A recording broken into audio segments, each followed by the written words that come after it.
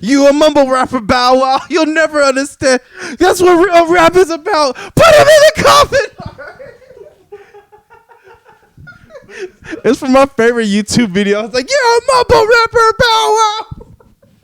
Dude's getting heated. We good? Yeah, we good.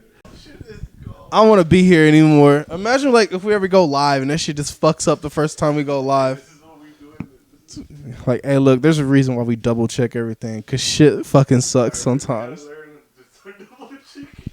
We just got double check. We're like, all right, testing, 1, 2, 3, testing. All eyes on me. That bitch loud than a motherfucker. All right, I'm gonna try and use my inside voice, even though I'm loud as shit. I'm very loud. Fuck no, Terry. Alright, what's your name? Well, I don't want to cross my arms. That makes me look very standoffish. I like reading body language. Hi, my name is Jariel Charlton Brooks, the third. JK, there's no third. Or I go by Jay Brooks because motherfuckers don't know how to pronounce my name. So I just say Jay Brooks or Jay or Leroy Chamberlain the third. You already know. Oh my God, that's not my personality. Oh, look at you. Ooh, hello. Hi, how's it going? What are your hobbies? My hobbies are, I like stealing people's dogs. That's my shit. I steal everybody's dogs. When I go to parties, mine. No, my hobbies are, I like to read and I love photography. I'm a hoe for photography. So if you need some pictures, get at me. It's not the same. It's not. I mean, okay, but if you want, you already said it the first time. Mm-hmm. Trying to say it again? No. It's part of, I don't know, entertainment. The human process. Yeah. I feel like I'm on Def Jam. It's the first time you didn't have a mic. I didn't have a mic. I was like able to use my hands. All the ladies in the left, put your hands up like this. All the fellas to the right, put your hands up like this. If you're black, take a jump. If you're Mexican, take a crump. Like, no, I can't do this shit. I actually really do like this. Okay. You know, I thought about doing stand up. You should. I told you to do it. I have a series that I was thinking was like leave the tech guy alone. It's because like everybody has this person in their family that they think knows shit just because they hooked up a VCR one time. It's like, how do I hook up my printer? Leave that nigga alone at 2:00 in the fucking morning. They're tired. And if they do know tech, leave them the shit alone. They already get enough of that at work. You know how many times I get asked to fix people's computers at my job that's not company property? Oh, shit, right? Every fucking day. Hey, I know this isn't your thing, but like my MacBook has herpes on it. Can you remove it from me? Like, nigga, what? No. People are tired.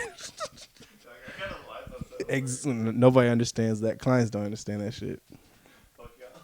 Fuck y'all. Edit my pictures. That's all that matters. All right. Faster. What made you want to start a podcast? I wanted bitches. No, that's not actually what it was. Damn. I had this whole thing prepped, and now it's no longer prepped. Yeah, you're right. The PC. All right, so I was hoping my good friend Eric, his PC had broken down, and I noticed we were having like some really good conversation. We even drove to the middle of fucking Dallas, and if you know me, I talk a lot. But when we were in the car, I never had that feeling of like, oh, I talk a lot. It was just a natural conversation from anything from philosophy to, tech. So I was like, man, this is a really good combo. Came home, fixed the PC, and I was like, well, maybe we should do a podcast. But that wasn't like the first thought. I was like, kind of like, So then Eric hits me up. He's like, I want to get into videography. And I said, well, let's record things. So first we recorded All Might. It was an All Might figurine. Yeah, it was All Might. And then after that, we're like, let's record an episode of a podcast. So then Bro Room was formed. And I figured like bro therapy, because, niggas don't talk about shit. So we're going to talk about some shit. What's your favorite thing about the show? I like how we can go from talking about toes to some of the most serious concepts you could ever think about, like death, dealing with grief, or like helping a loved one, or what does it mean to be a man, or how to communicate. And then we'll be like, but yeah, you should buy my feet online for like 25 cents a peak. Like, I don't know. It just feels very natural and unique and not forced.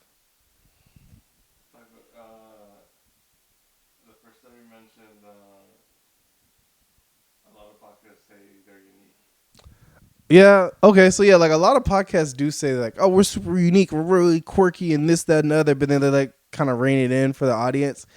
I don't think we rein it in for the audience. We talk about eating ass on the show, so no, like, and not even in a graphic sense in nature, but it's like nothing's off limits. We'll talk about the Russian conflict. We'll talk about the Syrian conflict. We'll talk about anything that we feel like is important. The great thing is we're not sponsored, so fuck it, we ball. And even when we are sponsored, I think that rawness, like that honesty, is what's going to keep us not on top but consistent. The moment you stop having fun is the moment I don't want to do this anymore. So yeah. Your favorite? No, wait, hold up. What topic are you most excited to talk about? I think I'm most excited to talk about relationships. Everybody has an opinion about relationships, but nobody knows what the fuck is going on. So I'm practicing the art office thing. But I think it's cool to just throw my hat in the ring. I've been around for a little bit. I've dated people. I've had my experiences. I've had a hoe phase. I've had a loyal phase. So I want people to see that side, not of me, but to see dip your toes in the water. It'll be okay. Come on over. It's cool in the pool. How has the podcast affected your everyday interactions? I used to think I was a good listener, and then I started hanging out with Eric. And that's what like really changed how I view myself as listening. Instead of listening for like a response, well, no, let's just throw it back to the original. A lot of people think communication is like more so like I'm gonna talk. Nah, that shit is damn near 83% listening and 27% like response. And actually, no, 83%. No. We'll make the number simple. 80% listening, 10% like understanding and processing, and then the last 10% is your response. A lot of times people just want to be heard, and people don't hear them out. And that's what the podcast has changed. When someone tells me about their life or what they're going through, I usually just sit back, listen. I try not to interject anymore. Or better yet, I don't say like, oh, I understand what you're going through. Because motherfucker, we don't. We don't. We're humans. We're all very different people with very different lives and different shit going on in themselves. But you can say like, I don't understand what you're going through, but I recognize you're having a human experience, So, yeah, I squint because I need glasses. Recognize that. Tell the audience one thing you want them to know about the show. One thing I want you to know about the show is you're going to come looking for one thing and you're going to leave with like 3 more things.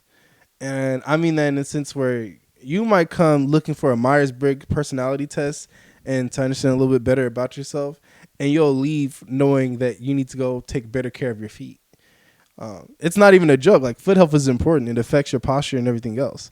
So, there you go. Or that you need to drink more water, that you actually need 30 minutes of exercise, and that 8 hours of sleep is the most important thing in your life. Sleep fucking affects dementia. Did you know that if you do not have proper sleep life, it attributes to 20% dementia? I fucking love facts. So yeah, I'm not saying like, you need to sleep, but like, turn the grind life off, nigga. Like, you're going to be fine. You don't need a yacht. You just need a Toyota Corolla.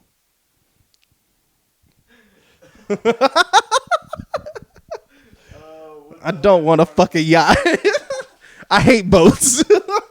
Boats are ill to me because sharks live in the water, nigga. Have you seen sharks? Fuck no. What's so bad about a shark? There's nothing wrong with them. They're productive to our environment, but like, fuck them. Like, everyone's like, no, sharks are sweet. No. Sharks and alligators have been around since the Cretaceous period, nigga.